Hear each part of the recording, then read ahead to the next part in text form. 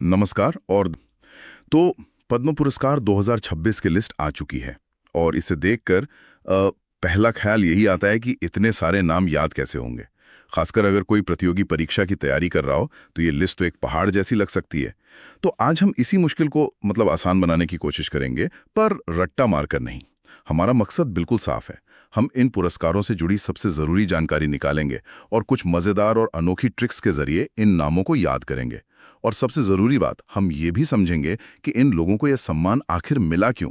हम शुरुआत करेंगे एक ओवरव्यू से, फिर पद्म विभूषण के 5 बड़े नामों को एक कहानी से जोड़ेंगे।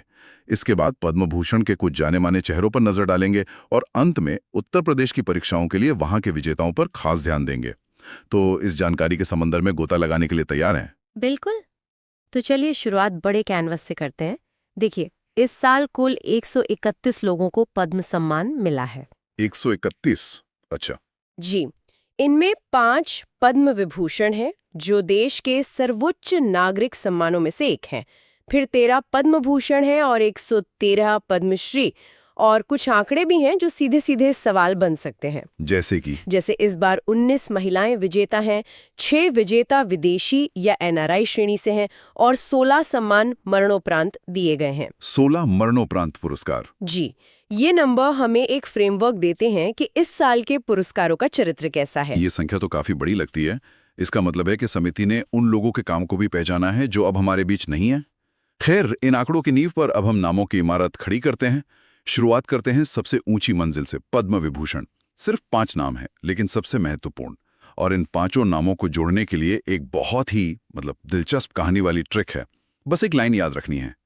नारायण ने धर्म के राज में थॉमस को अचूक ज्ञान दिया। ये एक वाक्य इन 5 दिग्गजों के नाम हमारे दिमाग में फिट कर देगा। आइए इस लाइन में छिपे नामों को ढूंढते हैं। ये ट्रिक वाकई बहुत कारगर है। चलिए इसे खोलते हैं। कहानी का जो पहला किरदार है नारायण, वो है पी नारायणन। पी नारायणन जी, उन्हें केरल से साहित्य के क्षेत्र में ये सम्मान मिला है। वो मलयालम कविता के एक बहुत बड़े स्तंभ माने जाते हैं और उन्होंने स्थानीय साहित्य को वैश्विक मंच पर पहुंचाने में बड़ी भूमिका निभाई है। तो नारायण सिर्फ एक नाम नहीं, बल्कि साहित्य की एक पूरी विरासत है। और धर्म, ये तो शायद सबसे आसानी से पहचाना जाने वाला नाम होगा। हाँ बिल्कुल। धर्म से हम सब धर्मेंद्र सिंह देओल को याद करते हैं। उन्हें कला के क्षेत्र में महाराष्ट्र से ये सम्मान मरणोपरांत मिला है। अच्छा। और ये सिर्फ उनके फिल्मी करियर के लिए नहीं है, बल्कि भारतीय सिनेमा पर उनके 5 दशकों से ज्यादा के प्रभाव को एक सलाम है। ये दिखाता है कि पद्म पुरस्कार अब लोकप्रिय कला को भी उतना ही महत्व दे रहे हैं जितना शास्त्रीय कला को। सही बात है। अच्छा, तो कहानी में नारायण और धर्म के बाद राज आता है। ये राज कौन है? राज है डॉक्टर एन राजम, और ये नाम उत्तर प्रदेश की परीक्षाओं के लिए खास तौर पर जरूरी है। ओहो, तो इस पे ध्यान देना होगा। जी, वो बनारस घराने की एक असाधारण वायलिन वादक हैं। लेकिन दिलचस्प बात यह है कि वो मूल रूप से चेन्नई से हैं, पर उन्होंने अपनी कर्मभूमि बनारस को बनाया। अच्छा। तो एक तरह से उनका सम्मान उत्तर और दक्षिण भारत की सांस्कृतिक एकता का भी प्रतीक बन जाता है। ये तो बहुत दिलचस्प जानकारी है। तो कहानी आगे बढ़ती है। नारायण ने धर्म के राज में थॉमस को। अब ये थॉमस कौन है? थॉमस है जस्टिस के.टी. थॉमस, केरला से। केरल से? जी, उन्हें लोक कार्यों के लिए सम्मान मिला है। वो सुप्रीम कोर्ट के पूर्व जज रहे हैं और नागरिक अधिकारों से जुड़े अपने ऐतिहासिक फैसलों के लिए जाने जाते हैं। तो ये सम्मान न्यायपालिका के योगदान को भी एक मान्यता देता है। और कहानी का अंत होता है अचूक ज्ञान से। हाँ, अचूक शब्द हमें याद दिलाता है वी.एस. अच्युतानंदन का। अच्युतानंदन, ये भी केरल के ही है ना? बिल्कुल। वी.एस. अच्युतानंदन केरल के पूर्व मुख्यमंत्री और एक बहुत वरिष्ठ राजनेता थे। उन्हें भी ये सम्मान मरणोपरांत लोक कार्यों के लिए ही मिला है। तो अगर हम देखें, हाँ।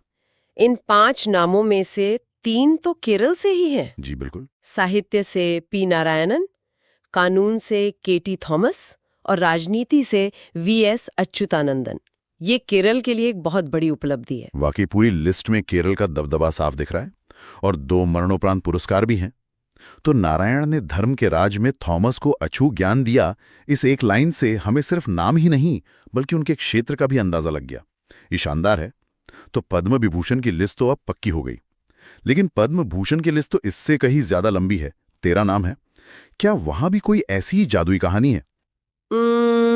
पद्म भूषण की कहानी थोड़ी अलग है। यहाँ 13 नाम है और ये बहुत विविध क्षेत्रों से आते हैं।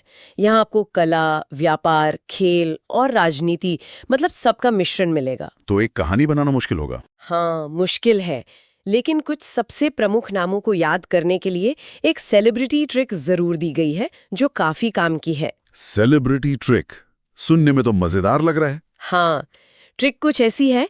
अलका और ममूटी ने कोटक बैंक से पैसे लेकर विजय प्राप्त की, भगत सिंह की तरह। हाँ, अच्छा, अलका और ममूटी ने। जी, इसमें कुछ बहुत जाने माने नाम छिपे हैं। चलिए, तो इस सेलिब्रिटी कहानी के किरदारों से मिलते हैं। पहली है अलका, यानी अलका याग्निक। जाहिर है। उनकी आवाज ने 90 के दशक के बॉलीवुड संगीत को एक पहचान दी। फिर है ममूटी, मलयालम सिनेमा के एक ऐसे महानायक जिनका प्रभाव पूरे देश में है। तो यहाँ भी कला, खासतौर पर लोकप्रिय सिनेमा को एक बड़ा सम्मान दिया गया है। और कोटक बैंक से पैसे लेने का क्या मतलब है? वो इशारा है उदय कोटक की तरफ, कोटक महिंद्रा बैंक के संस्थापक। अच्छा। उन्होंने भारतीय बैंकिंग की दुनिया ही बदल दी। ये सम्मान व्यापार और उद्योग जगत के उनके योगदान को मान्यता देता है। ठीक है, और कहानी में आगे विजय का जिक्र है। विजय हमें ले जाता है खेल की दुनिया में। विजय यानी विजय अमृतराज। वो सिर्फ एक टेनिस खिलाड़ी नहीं थे, बल्कि दशकों तक दुनिया में भारत के खेल राजदूत भी रहे। और अंत में भगत सिंह की तरह। ये थोड़ा चौंकाने वाला है। हाँ, ये सिर्फ एक तुकबंदी के लिए है। भगत सिंह से हमें नाम याद रखना है भगत सिंह कोश्यारी का। भगत सिंह कोश्यारी। जी, वो उत्तराखंड के पूर्व मुख्यमंत्री और महाराष्ट्र के राज्यपाल भी रहे हैं। उन्हें लोक मामलों यानी पब्लिक अफेयर्स में उनके लंबे करियर के लिए ये सम्मान मिला है। तो इस एक वाक्य ने हमें संगीत, सिनेमा, व्यापार, खेल और राजनीति 5 अलग-अलग क्षेत्रों के बड़े नाम याद करा दिए। बिल्कुल। ये ट्रिक तो अच्छी है, लेकिन इसमें एक खतरा भी है।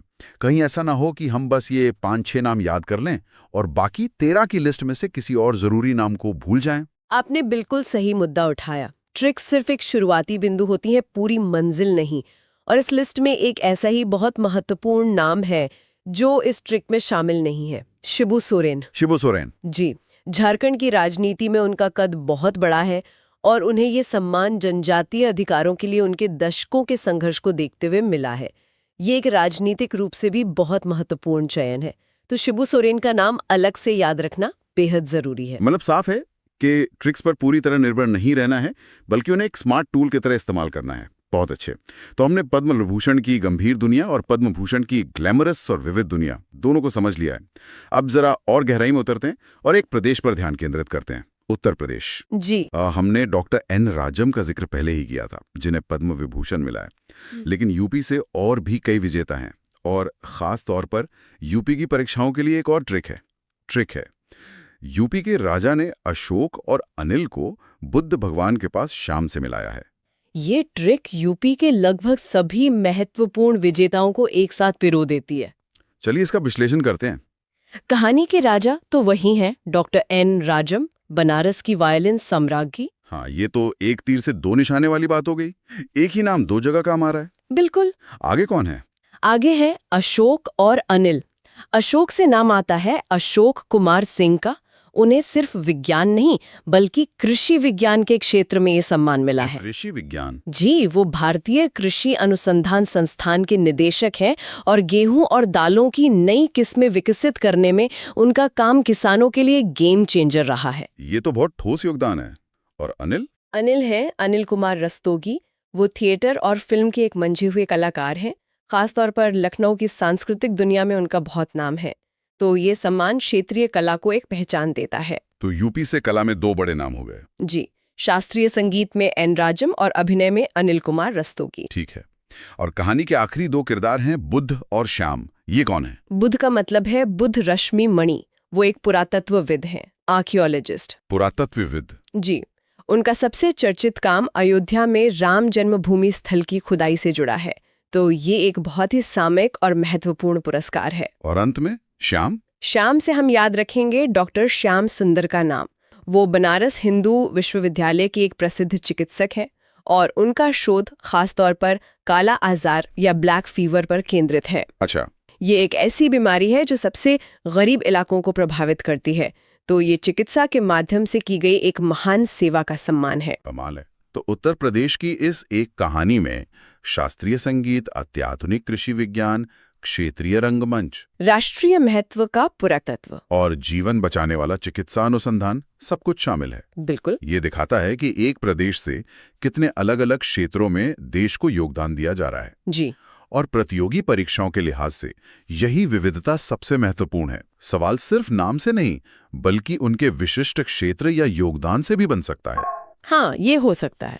जैसे पूछा जा सकता है कि अशोक कुमार सिंह को किस क्षेत्र के विज्ञान में पद्म पुरस्कार मिला, या डॉक्टर श्याम सुंदर का शोध किस बीमारी पर केंद्रित है। ये डिटेल्स ही अंतर पैदा करती हैं। बिल्कुल सही। तो आज की हमारी ये पूरी बातचीत एक लंबी और उबाऊ लिस्ट से शुरू हुई थी, लेकिन अब हमारे पास कहानियां हैं, चेहरे हैं, उनके काम की जानकारी है, और हाँ, कुछ बहुत ही कारगर ट्रिक्स भी हैं। नारायण ने धर्म के राज में, अलका और ममूती ने कोटक बैंक से, और यूपी के राजा ने अशोक और अनिल को। ये वाक्य अब सिर्फ रटने के लिए नहीं है, बल्कि इनके पीछे की कहानियां भी हमें याद रहेंगी। यहाँ मैं एक अंतिम विश्लेषणात्मक टिप्पणी करना चाहूंगी। जी। ये पुरस्कार एक तरह से देश का आईना होते हैं। ये बताते हैं कि राष्ट्र किन उपलब्धियों को सराह रहा है।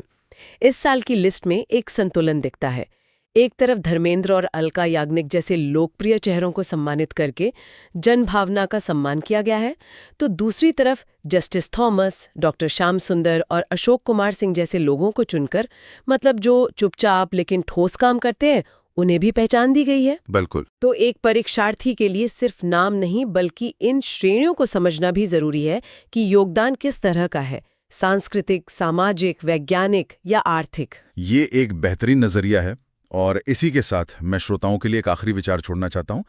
आज हमने इन पुरस्कारों को याद करने के तरीके खोजे, हमने देखा कि कौन विजेता है, लेकिन ये हमें एक और गहरे सवाल की ओर ले जाता है। ये फैसला होता कैसे है?